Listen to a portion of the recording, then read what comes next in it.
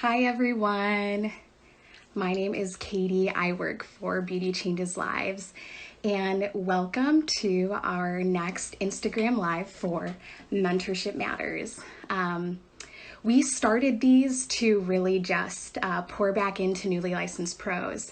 If you're unfamiliar with our Mentorship Matters program, it's super cool. It is a program that has two facets of doing these lives where we just bring industry advocates on here to just share their knowledge with you.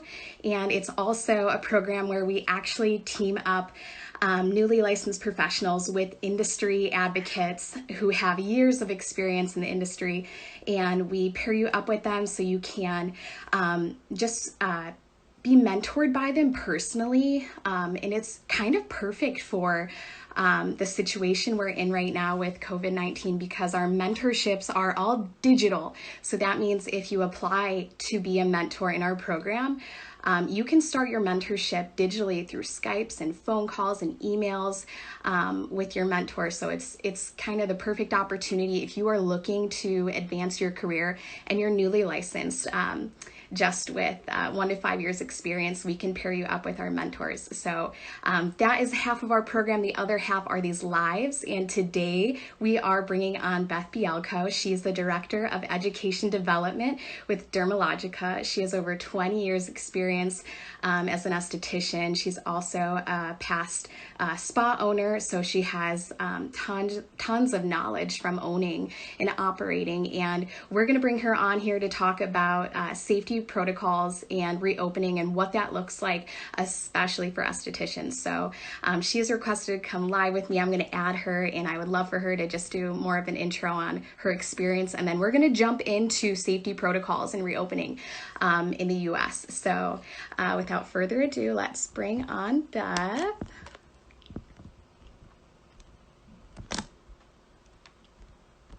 Give me 1 second here, guys.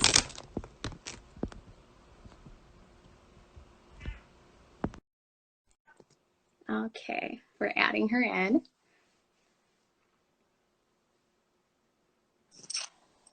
Hi, Hey. Beth. Hi, how are you? I'm so good. Thank you for hopping on here with me. Yeah, definitely. I'm so glad to be here. So hopefully you guys can hear me okay. I did my headset. Sometimes it gets a little echoey. So, always just trying to be prepared for this. So thank you Yeah. so much for having us on. Just really grateful to be here and just grateful for what you guys do and, all of our therapists who are tuning in today as well. Absolutely. So I would love for you to do an intro on your position at Dermalogica and your history in the industry, just so our viewers can get acclimated Yeah. with what you do. And you're also a mentor for our Mentorship Matters program. So if you could speak to Yes. that Yeah. eventually. And after we hear a little bit about you, I want to jump quickly into these protocols and pick your brain so we can get these Yeah. professionals equipped with the tools they need to return. So, yeah. Okay. Yeah, sure. Great. Well, hey, everyone. I'm just like waving back. I see a lot of people are joining us. Mhm. So great to have you here. So I have been in the industry, yes, like a little bit over 20 years. Started out as a skin therapist working in salon and spas. One of my things, I was just obsessed with education constantly, and not to date myself, but this was like in the in the 90s, so we'll go with that. And as I was working, I would, as a skin therapist, before I started working with Dermalogica, would travel and go and try to get education and any type of learning and in-person workshops. So this was way before we could do things like streaming in, right, Mhm. into to a workshop like that, or taking things online. Yeah. So kind of fast forward, actually then in 2006, so I actually joined the tribe, the Dermalogica family, and I was based out of Chicago. So I was in that location for many, many years, and then had the opportunity to, now I work with the global education team out of our corporate office in Los Angeles. And it's really great. We work on things, developing all the curriculum that many of you, if you've taken any of our Dermalogica classes that you've seen, We also do it not only for Dermalogica, but really also for the International Dermal Institute, which of course is, right, that's how everything started back in 1983. So with my position, kind of fast forward, I am a skin therapist. I've always and forever will be. Being a skin therapist has really afforded me a lot of opportunity, especially being financially independent. That was a big thing for me. And not only from it being a skin therapist, but when I owned my business in Chicago as well. So, you know, education is in my DNA, it's in our DNA, it's everything that we do at Dermalogica and the International Dermal Institute. So not only are we developing curriculum, but training videos, and it's global. So we have instructors and, you know, as you know, skin therapists all over the world.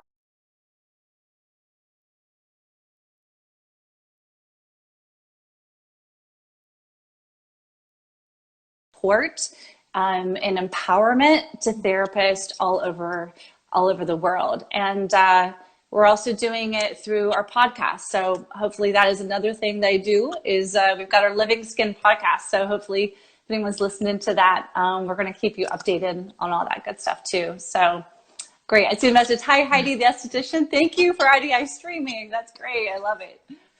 So many outlets for just education right now, which is awesome.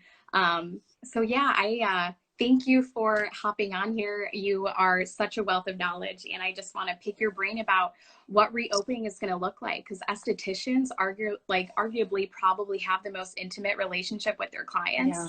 Right? Yeah. I'm a licensed cosmetologist, so what going back to this, like a salon looks different for an esthetician. So yeah. I just would love for you to get the information out there if you want to just dive right into this. We have a couple questions submitted already. Okay. So, okay. Awesome. Awesome. Yeah. All right, let's hop in here. So pre-screening clients, what does that look like? What should my salon's like questionnaire have on this form?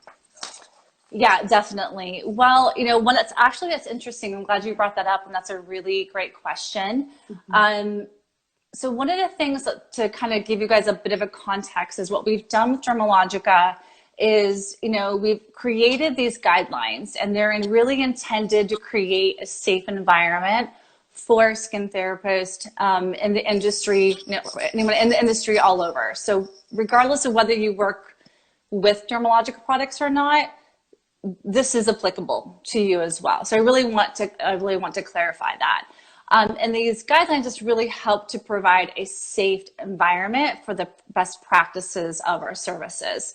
So I also want to make sure too, we have 12 guiding principles that we really have worked hard to bring about to our highest standards, and have definitely, you know, worked really hard. The brand has worked really hard to make sure that these types of pieces of information are going to be like a guideline and support. So they're there in addition to your current state board guidelines and regulations in your market or your country. So, you know, the things that we look at, especially for pre-screening, one of the things is you want to pre-screen, making sure they're not really having any contact or confirmed cases with COVID-19. Mm-hmm.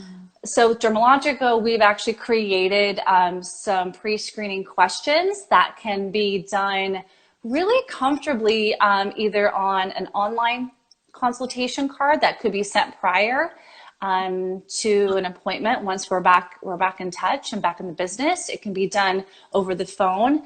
And we also realized too that it can be an uncomfortable time, you know, conversation that you have to ask someone is like, you know, have you been in contact with someone, you know, with COVID-19? So we actually have quite a few, about 4 questions that we utilize and recommend that you can make sure that you're kind of pre-screening the client. And then it's not to say and we also want to make sure that number one, that they're obviously free from having any contact or have had COVID-19. But the other thing is making sure that we're offering them options. So virtual consultations are huge right now. We at Dermalogica, we have virtual consultations like Near Me, kind of like what you and I are doing here right now. So there is an option out there for someone who is maybe unsure, not ready to come back into the treatment room. So there are that. The other thing too, on the flip side, as a skin therapist, you should also be pre-screened. And this includes making sure you're free from any sickness, having your temperature taken prior to your work shift. These are some really great practices that are out there, and you can do that if you work for yourself. You could do it on your own. If you work for someone else, just check with your employer to see how that works. So what we've done, and I love that question because that's actually one of our top principles and the 12 guiding principles that we have for enhanced service safety. So awesome question. Yeah. Kind of piggybacking off of that, this was a question. Should my spa get an infrared thermometer for checking temperatures? I think there's different ways of doing that. There are some that are the infrared because obviously you can keep that good social distancing or not quite as close as you think, you may need to be. There are the ones that you can swipe across the forehead. It just depends in your states and the guidelines and regulations, because some states will actually on their state board will say specifically maybe what type of thermometer they should have. And I think it's just what feels comfortable and what works best for you in your location. Got it. Yeah. Awesome. So I came across this in the Clean Touch certification with Good. And this is some info I have not heard of, and I think it's brilliant, and it should be out amongst professionals. But pros who have to commute to work, like changing clothes when you get to work. What are your thoughts on that? Yeah, definitely. That is actually one of the things we have that basically we have the 12 guiding principles, and then beyond those, Katie, what we do, we have what are considered best practices. So, what else could I do? What else should I be considering? Because, even when everyone is able to go back into business, it's not going to be the same, right? It's going to look different. I think we're going to be bigger, better than ever, but it is going to be slightly different. So you have to think about those things before that didn't even cross your mind. And that includes your clothing. So if you are, when you're commuting to work, public transportation, in and out of your car, you want to be sure, obviously your kind of what I call like street clothes, those can be contaminated. So you want to think about not wearing your uniform from home if you are required to, uniform from home into your office, because there are things that could actually cling right to fabric. And it's just best practices. It's another step to be mindful, just to be cautious. And so what we recommend is that you basically either bring you're making sure your uniform is freshly laundered, always a clean laundered uniform before you start your shift, or whether that's, scrubs or a shirt and pants, whatever fits best for you. But that most importantly should be clean and laundered, and that so you can change into it once you get to your place of work. Yeah. Something I have not heard until I read through the Clean Touch certification. I was like, this is brilliant. Yes. I also came across guidelines about having your clients, when they change into a robe or whatnot, like where to put like their shoes and clothes. Should you put it in a bag and like keep it super separate? Like where would you place that? Yeah, there are definitely a couple options for that. So what we recommend is that, we even on the Clean Touch certification, and we'll come back to that, you guys, so we let you know if you haven't taken the course where you can find all this great information that Katie is talking about, is that there is a process of even how you take your client into your treatment room and how you make not only the process feel natural, but you also want them to feel really comfortable on the cleanliness, the sanitation of your space, and that includes where they're putting their items. So recommendations are you can do like a disposable bag that the client can put like their clothing, personal items, shoes can be put in that. There are other guidelines that can say you can use a bin that could be put into that. Now, if you do that, of course, that has to be cleaned before and after each and every client. Again, so this is something that, again, depending on your market, your state board guidelines, but you just kind of don't want someone coming in from the outside and then leaving clothing and pieces kind of everywhere in your treatment room that you've worked so hard and so meticulously to keep clean and sanitary. So those are a couple options that you can definitely offer for them. And we recommend that you walk your client through that and let them know, like, this is for their safety too. I always come back to, we recommend hand washing over that, but check in with your workplace of employment, checking with their protocols and your state board.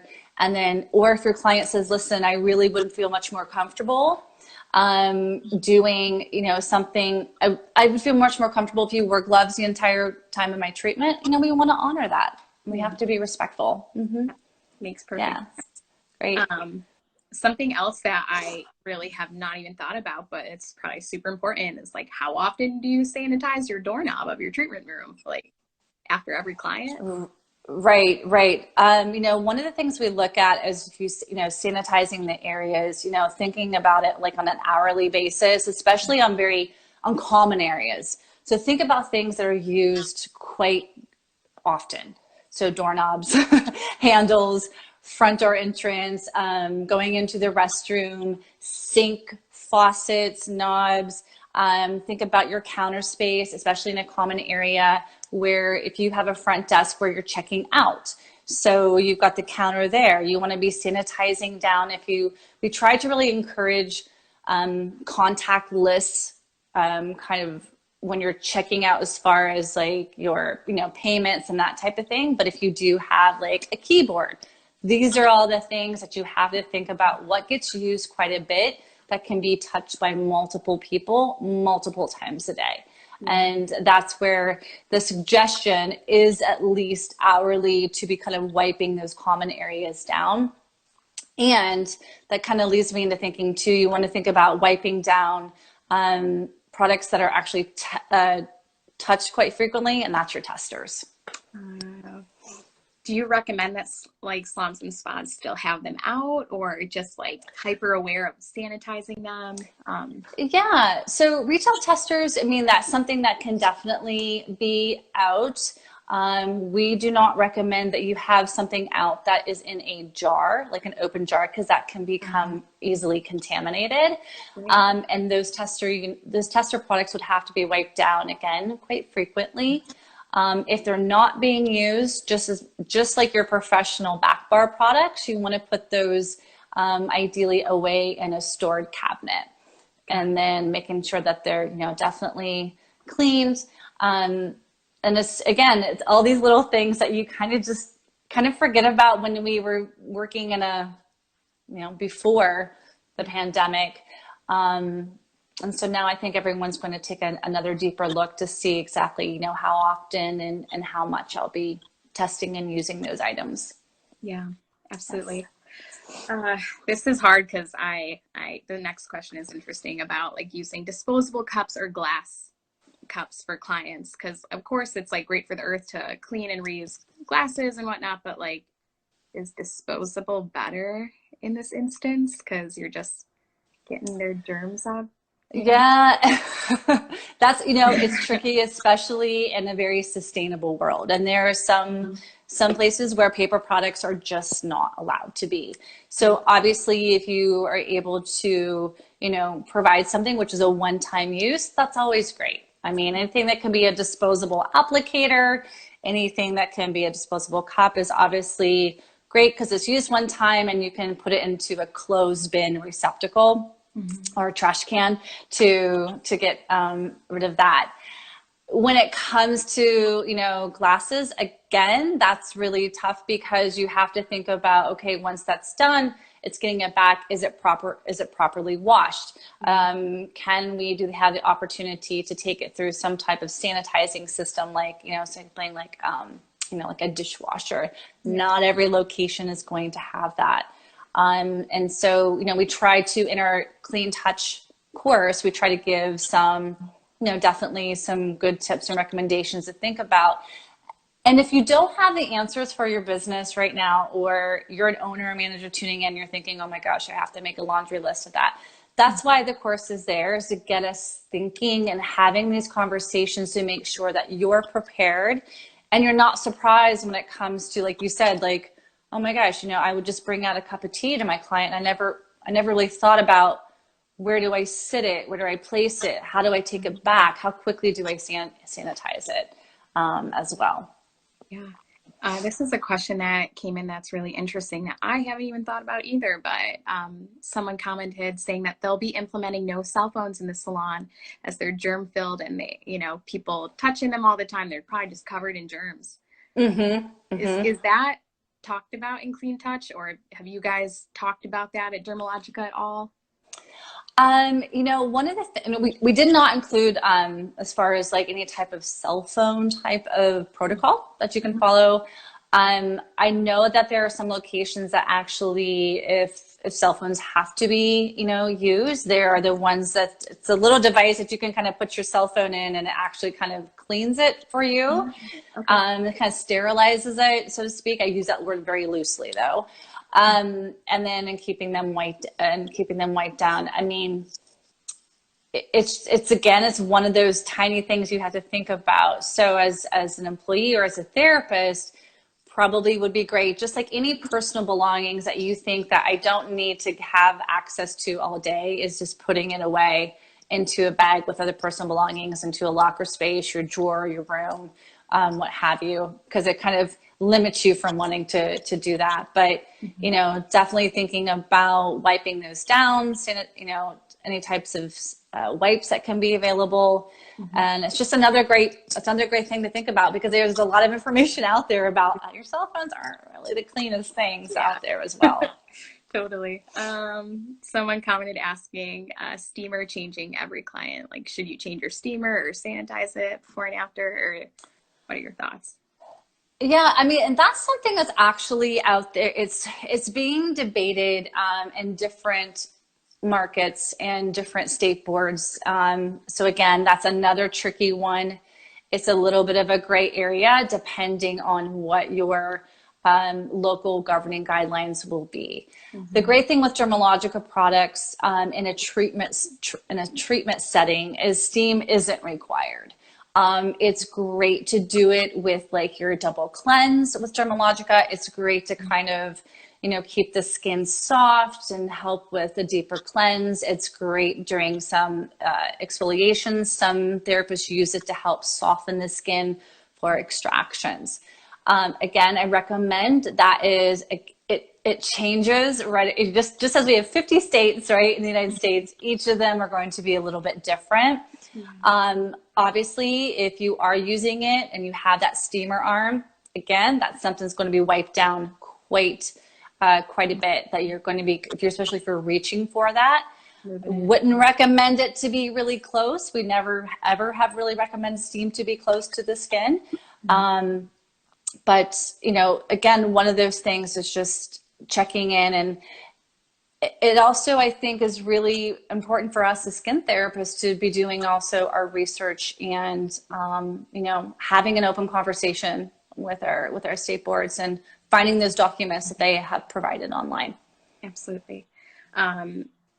Winding down here, we're about halfway through. So no, that's good. I'm seeing a lot of people are saying hi. Yeah, definitely.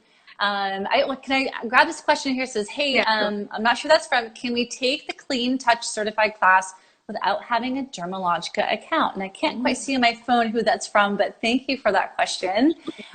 Yes, and yes, for sure. So if you are wanting to take the course that Katie's been referring to, you're going to go up to www.dermalogica.com/in-this-together. And you will see right there where you can register for the course and you can select your area. And area, I mean that we also, because we are a global company, there are, we have people on the course that are from different countries. So we're super excited. Actually, we've got over 10,000 users already on this online certification course.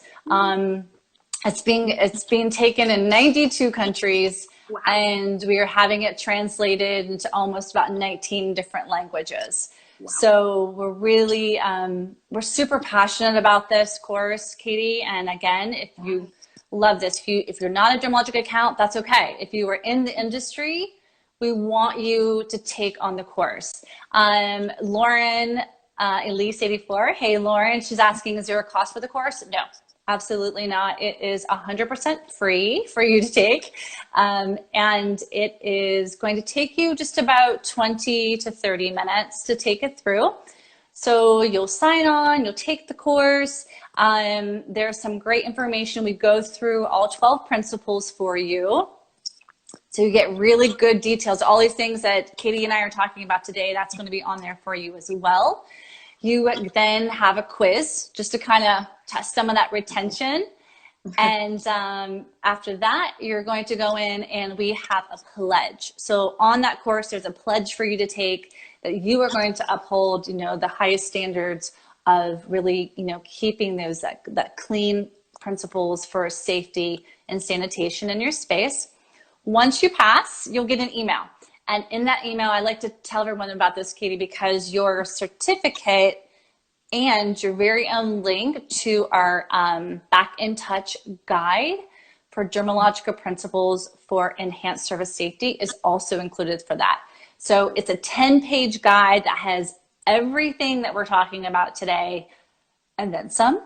All those things that you possibly hadn't thought of before, and we're trying to do that thinking for you. So we're super excited you can take that. And I know, Katie, you know, working with you and with the Mentorship Matters program, which has been so amazing with my mentee. She doesn't work for Dermalogica account, but she has taken the course. Mm-hmm. So she is officially Clean Touch certified. So you guys will get that certification. And this is great because this is something you can share with your clients.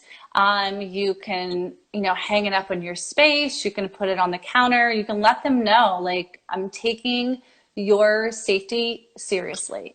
And, you know, I think that's what makes it stand out a little bit differently. It's not just kind of coming into the space, you know, unaware and expecting it to go the same way as we did before. It's going to be different. And I think the clients are going to love having that trust in the therapist. And it'll give you credibility as well as a professional. So why not take 20 minutes to get that certificate, hang it in your space, and sure, you could also print out that guide you guys made in case you need a reminder on any of the steps and protocols. So the information is out there, and Dermalogica is behind professionals and empowering and enlightening you guys so you can return to work safely. So if there's any other questions, comment, you guys. We're winding down here. I just have a couple more questions on like what the what your back room would look like. Should we wear face masks and just continue practicing social distancing? And what about the reception area? Okay. Yeah. How should you space out clients while they're waiting, etc.? Yeah. Lots of good questions right into that. I see someone, hey, from California. So excited here in Minnesota. Hey, Minnesota, just registered and starting now. Thank you for taking that course. I love it. So one of the things you want to think about common areas as, you know, as therapists, we should definitely be wearing a clean, dry mask while we're in our work shift. And that includes common areas, that includes the treatment room, and common areas could be a retail space, it could be the front desk area, it could be the dispense, it could be your back room as well. So that's really recommended. The face shield comes into play when you're in the treatment, when you're actually giving the treatment to the client, because obviously the client, when they're in your bed, are not wearing a mask because we have to be able to, right? You got to be able to touch the face. Yeah. Right. But it's important to that social distancing. You want to ensure those types of protocols are definitely maintained during this time. So maintaining social distancing between your clients, between your coworkers, not, sitting down like right next to them, or, sharing things back and forth, whether that's going to be Passing your phone. Passing your phone, your implements, your bottles, everything, making sure that they're wiped down. And, even taking consideration, take a look at your space and where do you see maybe someplace it could possibly bottleneck up, where people are kind of forced to be a little bit closer together than normal, like the entrance, like coming into the space. A lot of salons and spas now will probably put in procedures of like making sure like, only like one person's kind of like walking in at a time. Some people have a policy right now where you have to call and say, I'm here, and then they tell you when to come in. So there's a lot of different ways that I think our businesses are adapting to this. Offering, like that's kind of like your curbside check-in, limiting the amount of people in the common area is another option. So those are some things you can definitely think about. And, you may not come, back full force. You may not be back to back to back right away. Fingers crossed. We want to make sure everyone's super busy, but you might have to think about staggering your appointments. Yeah. So if you do have a smaller space, you might have to think about that. Versus having a lot of people in your waiting room, that could be, something to think about as well. Absolutely. Someone commented, what about lunch area? Yeah. Back room? Yeah. Okay. Solo skin therapist space. Okay. Should you just wear a mask even if you're in your room and there's no clients in there? You just, I think if it's at the end of the day, right?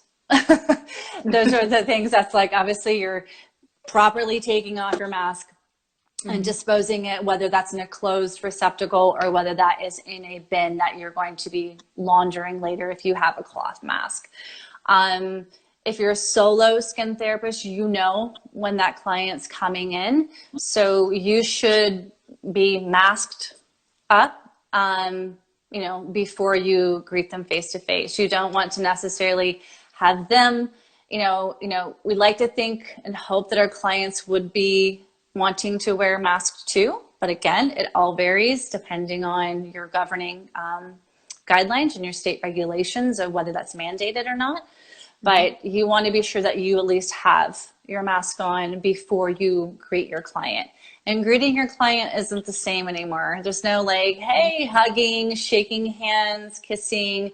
That greeting still has to have that safe 6-foot social distancing.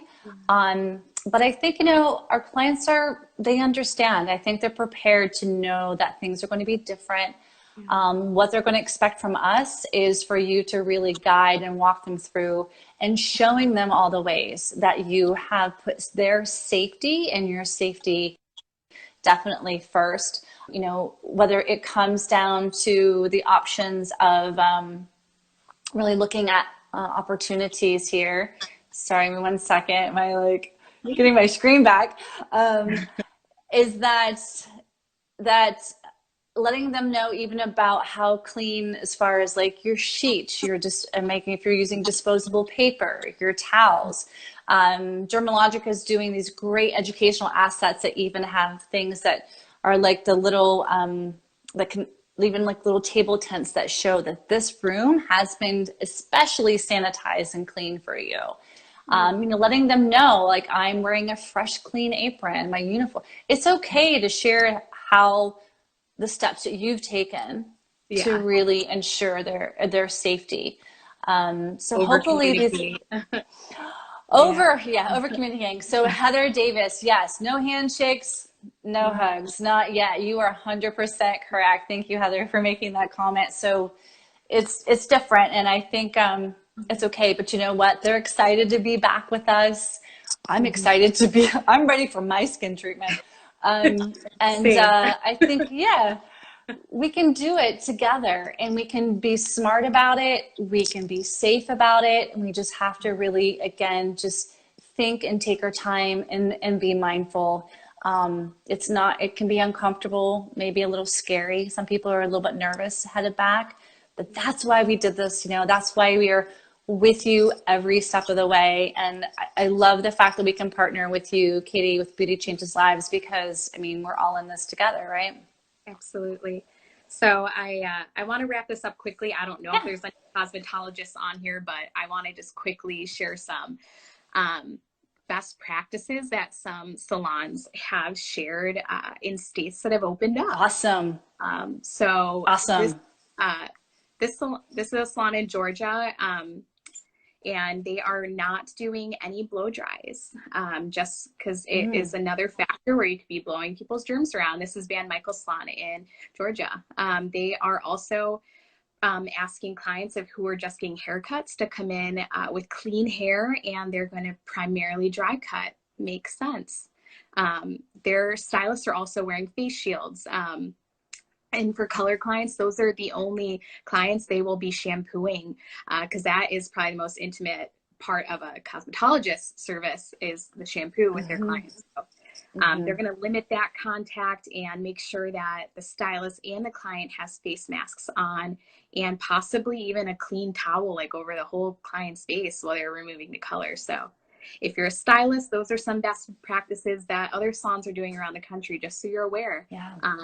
And I would love for you to just reiterate again, if anyone has joined us that does not know how to get the Clean Touch certification, if you could give that URL again, and then we'll wrap this up and let you guys know how you can get mentored personally through our program. So.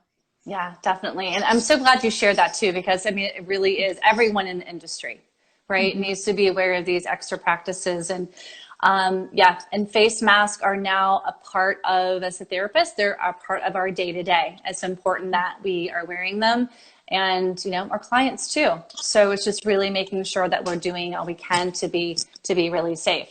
So I would say that for you, or if anyone's interested in logging in and doing the Clean Touch certification, as Katie said, that URL is www.dermalogica.com/in this together.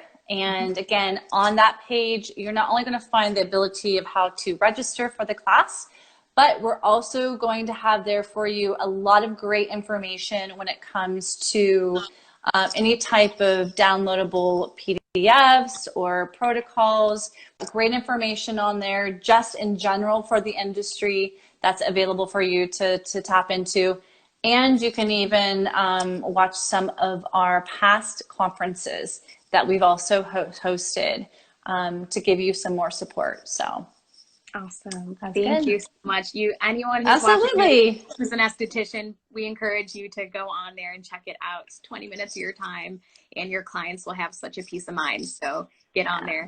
And lastly, anyone who's not aware, these lives are a part of our Mentorship Matters program. So they consist of these lives where we bring educators on, and then one-on-one personal mentorships. And Beth is a mentor for this program, which is awesome. So if you go to beautychangeslives.org/mentorship matters, you can apply, and you need to be newly licensed, so only 1 to 5 years. I'm sorry if anyone's past that. We're just hoping to strengthen these newly licensed pros, because there's just so much data that suggests if you're mentored and you're a new professional, you will stay planted in your job and you will succeed, and just be more confident in your career. So please apply to our mentorships. They're free. It's just like a 5-minute application letting us know what you need help with, and we will match you. We have over 30 mentors right now, and you can get mentored through phone calls, through Skype,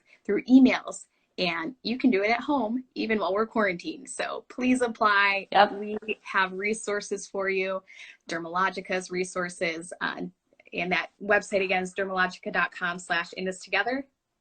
Yes. We always like to tell you to put the www dot before that, because sometimes it tries to take you different ways. But yeah, dermalogica.com/in this together.